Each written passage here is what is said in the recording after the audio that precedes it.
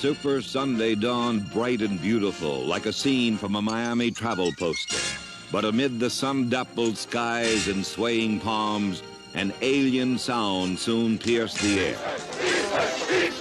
A particular brand of football fanatic known as the Steeler fan swarmed outside Miami's Orange Bowl hours before game time.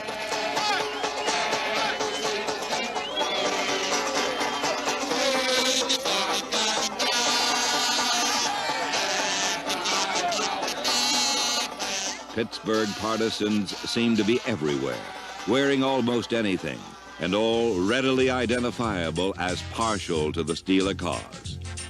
There were to be 2 teams participating in Super Bowl X, but Pittsburgh Hard Hats outnumbered Dallas Stetsons 3-1. This battle to be #1 among the boisterous celebrants continued long and loud inside the stadium.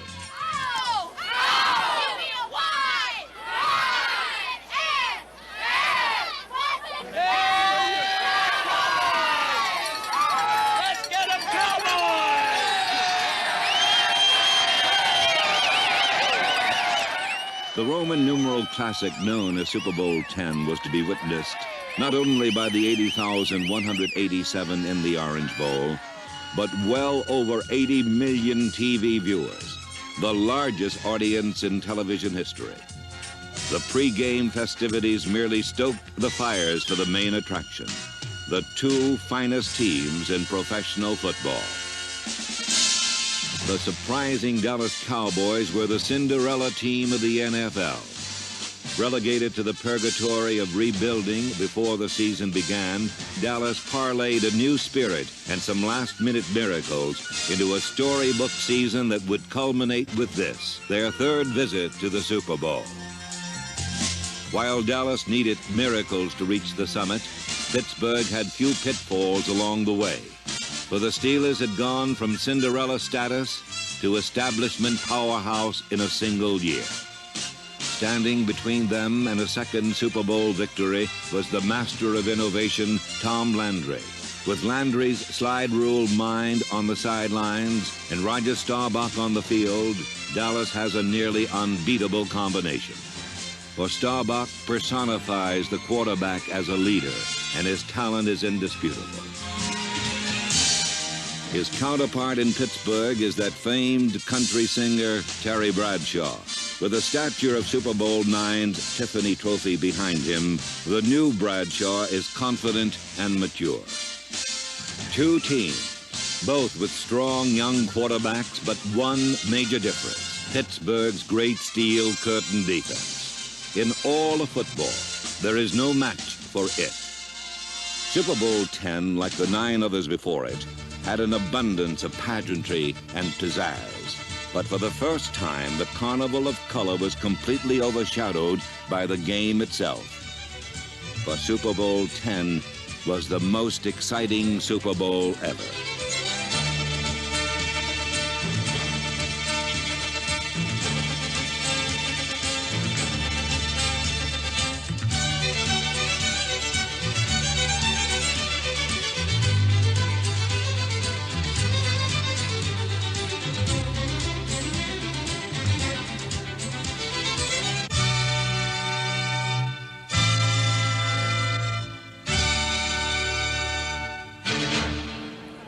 Gentlemen, this is a $4,000 solid gold coin, the official bicentennial medal.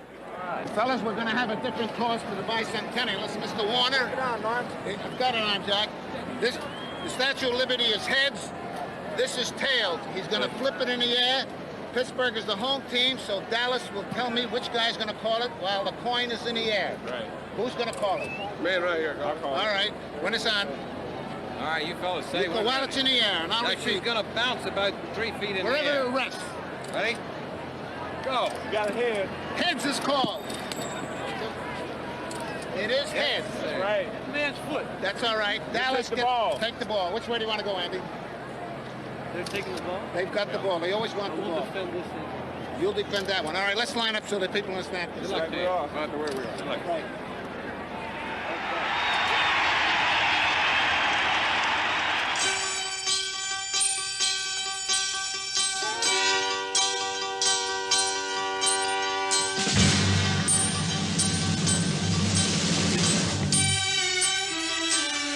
The tempo of the game was set from the start. Dallas's reverse on the opening kickoff surprised Pittsburgh, and only Roy Gerela kept Tom Henderson from going all the way. But the little kicker paid a big price. He suffered badly bruised ribs that would affect his performance all day. Dallas's flim-flammery had given them the ball in Steeler territory, and already everyone sensed this Super Bowl would break the mold. On the first play from scrimmage, L.C. Greenwood stripped Roger Staubach of the ball. Center John Fitzgerald was on the spot, but the Cowboys were forced to punt. Dallas soon got a second, even better chance when Pittsburgh punter Bobby Walden dropped the ball, and the Dallas special teams swarmed quickly in on their prey.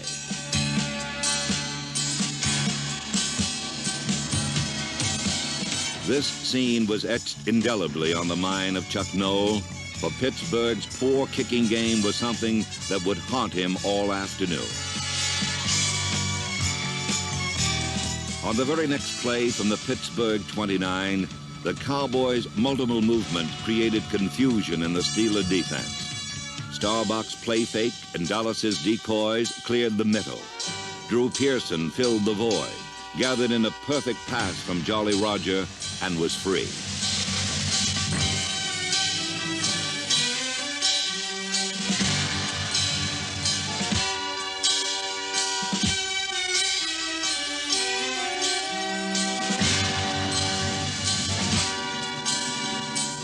The Steelers were stunned. It was the only touchdown they permitted in the first quarter of the entire season, a total of 17 games. The Cowboys had made it look easy. But led by Terry Bradshaw, the Steelers came roaring back. Lynn Swann's kangaroo catch put Pittsburgh in close. Then Bradshaw crossed up the Cowboy computer with play 333, an unusual three tight end formation that the Dallas defense knew Pittsburgh always ran from. When number 72, Jerry Mullins, went in motion as the third tight end, the Cowboys defense followed him toward the middle. But Bradshaw rolled right and hit a wide-open Randy Grossman for the touchdown that tied the game.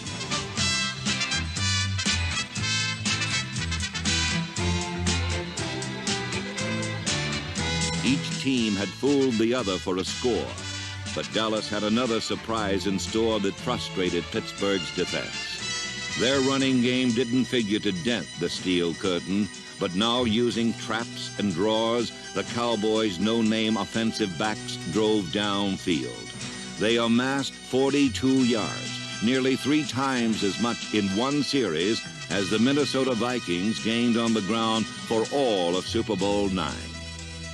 Finally, the Dallas running stalled, and forced to pass on 3rd and long, Roger Staubach had a close brush with disaster. Glenn Edwards' near miss of a coast-to-coast interception gave Dallas another chance, this time for 3 points on Tony Frisch's field goal. Dallas had moved the ball against proud Pittsburgh on 2 consecutive series and now led the Steelers 10-7.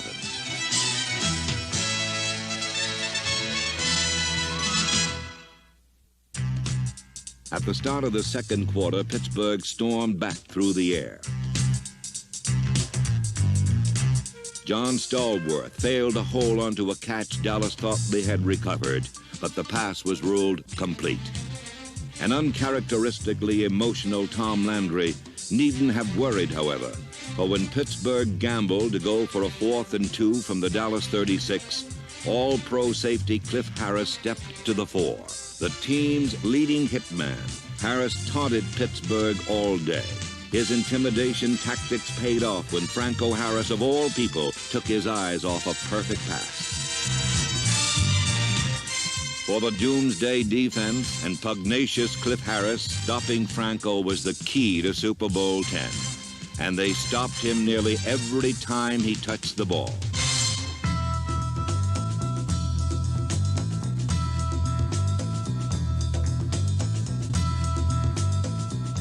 Franco Harris has the unique ability to cut back against the grain, leaving opponents flailing at air.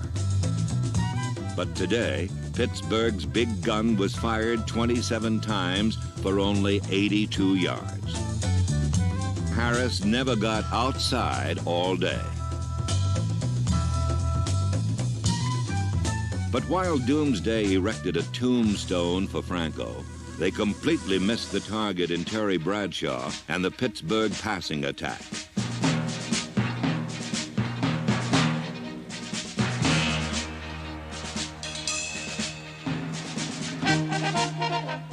Error-free and seemingly with hours of pocket time, the rifle-armed Steeler quarterback exploited the Cowboys through the air.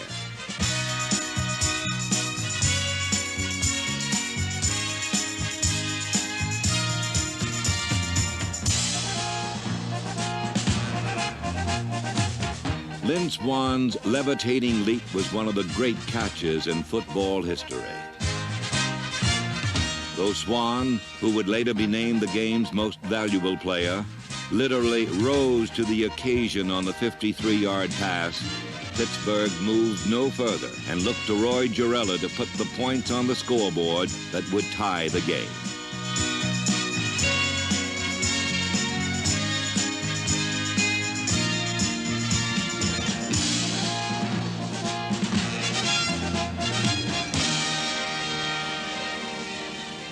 It was the first of 3 kicks Gerela would miss on the day, but the modest 10-7 score in no way reflected the furious action crammed into the first half of Super Bowl X.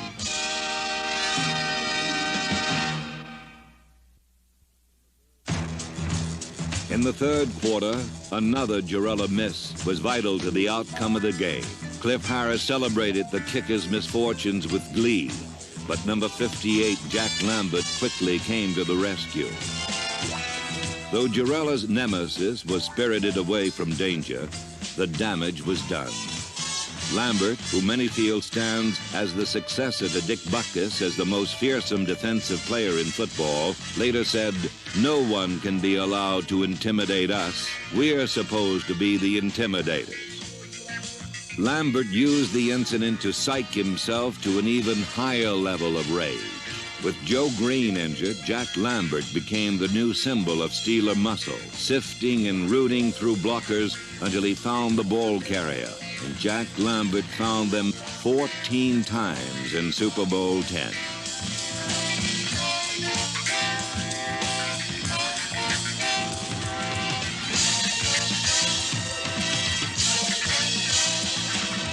Harris's harmless heckling and Lambert's inspired reaction to it became a turning point for the Steel Curtain defense, and the Dallas Cowboys paid the price.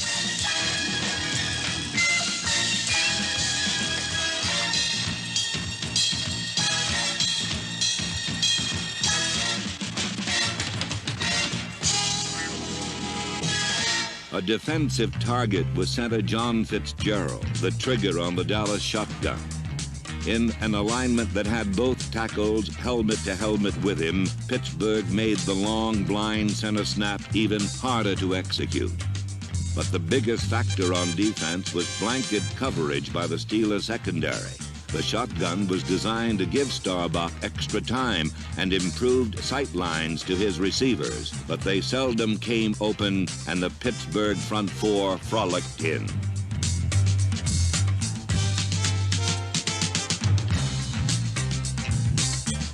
In the second half, the Pittsburgh defense jammed the shotgun and reduced it to a squirt, setting a Super Bowl record 7 sacks as a Niagara of gold and black poured down on Roger Staubach.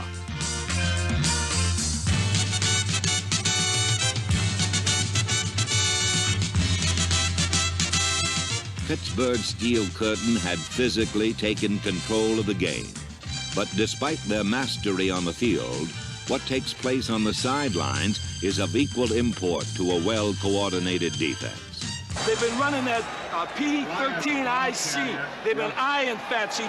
And with pass protection I and the I formation, screw the pass. It's play, pass, or run, so the hell with the pass. You get pass influence with an I, play the run. Because they got him to rush upfield, and that's when they've been running that delayed P13. That's what they're... Yeah. And the other thing is they ran a ride 35 and they cut all the way behind you. You can't help with that. That's got to be Lambert and that's got to be LC. When he sees that, he's got to close it. Because you start screwing with that, they're going to go up inside of you. Hey, LC, they cut all the way behind our tackle. Did your guy I don't know what kind of block he used, but they got inside of you. And when you're in a two-gap, he tries to jump inside. Yeah. He just hauled me down. I was two-gap when I went into him, and he just rolled me down. Drive that all the way back, because they have no thought of going outside on that. It's all cut back. We're lucky we got out of that series. We got a lot learned there with 3 points. We ought to be all right. Despite Pittsburgh's defensive dominance, the game was still 10-7 and belonged to Dallas. Then at the start of the final period, Dallas was forced to punt near its end zone. Chuck Noll called for an uncommon all-out rush with 10 men poised at the line ready to charge the punter. Mitch Hupps never knew what hit him. Reggie Harrison's kamikaze charge blocked the ball and sent it out of the end zone for a safety. As so often happens in pro football, a pivotal play was made by the special teams. Pittsburgh now trailed Dallas by a single point. The safety meant more than 2 points, for with a free kick coming, Pittsburgh would have good field position and the opportunity to score again. Indeed, the kick was taken by Mike Collier, and the rookie returned it inside Dallas territory. With their backs to the wall, the Doomsday defense played tough, and Pittsburgh came up short of a first down. The Steelers' fate was once more riding on the foot of Roy Gerela, whose aching ribs and bruised psyche did not engender much confidence at this juncture of the game. But the kick was true, and Gerela made certain his nemesis, Cliff Harris, was aware of it.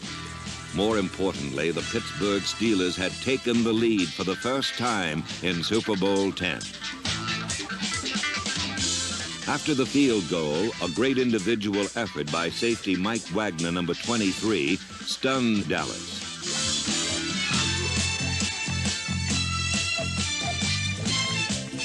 On the same play that earlier had worked for a touchdown, Wagner had gambled and won.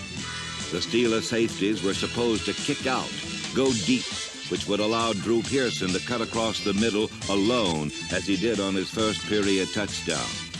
It's been our bread and butter play all season, Roger Staubach said later. It was the first time it didn't work. Wagner's great play put Pittsburgh deep. But on 3rd and goal, with the Dallas defense backed up on their own 1-yard line, the Steelers were stopped short of a touchdown again. Franco Harris recovered his own fumble, but Pittsburgh had missed a golden opportunity to put the game away. Roy Gerela was called upon for a chip shot, and his kick was good, but Dallas was only 5 points behind, with plenty of time left in Super Bowl X. All day, Mark Washington had been a target for the Pittsburgh air attack. Now on 3rd and 4, Bradshaw read a blitz that would leave the cornerback exposed in single coverage with Lynn Swann. The result is Super Bowl history.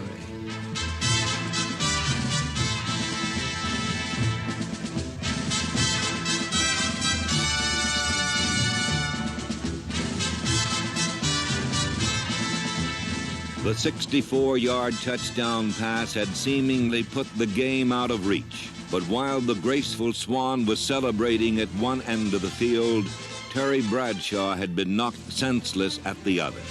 On the touchdown play, Tom Landry, trying to change the course of the game, had called an all-out blitz. D.D. Lewis, number 50, was the first man in but missed. And then with 2 more Cowboys bearing down, Bradshaw stood his ground and let fly.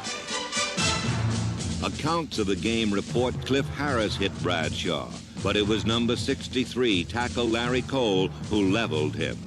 One look at Cole and D.D. Lewis tells all you need to know about the results of the play. Terry Bradshaw left the field with a concussion, but he left a hero.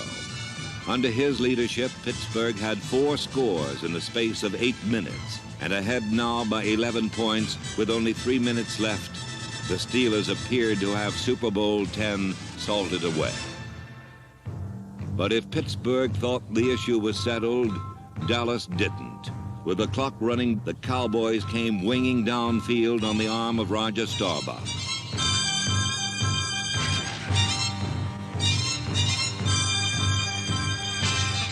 Staubach is a former naval officer who never gives up the ship. Against impossible odds, he took his team 80 yards on 4 passes to the touchdown that brought Dallas to within 4 points of the Steelers.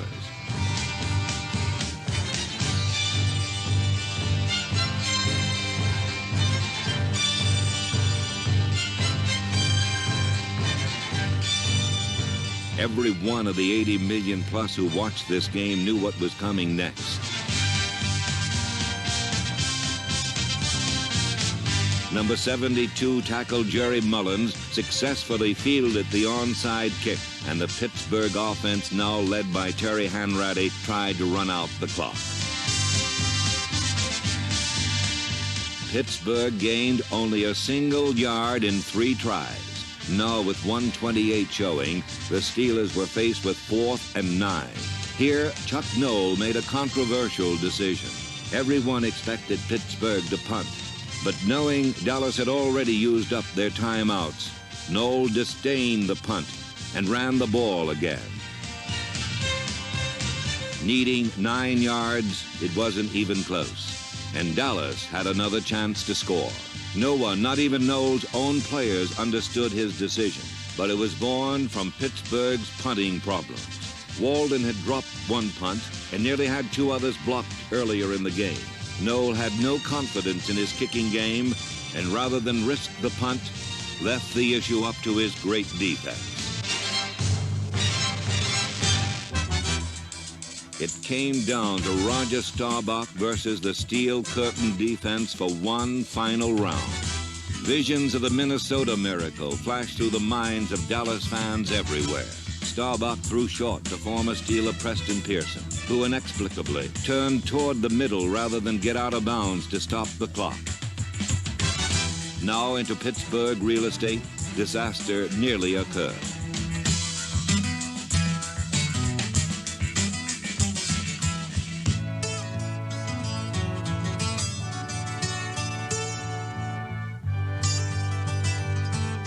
"12 seconds left, and the cool courage of Staubach contrasted with a frantic finish, but the quarterback was throwing against a stacked deck.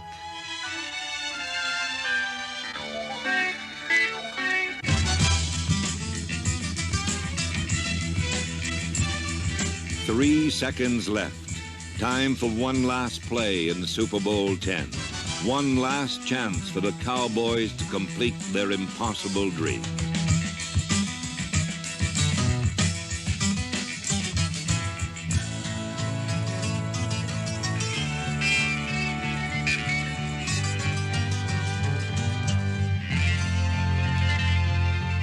With Glenn Edwards' interception, Pittsburgh's victory was secure.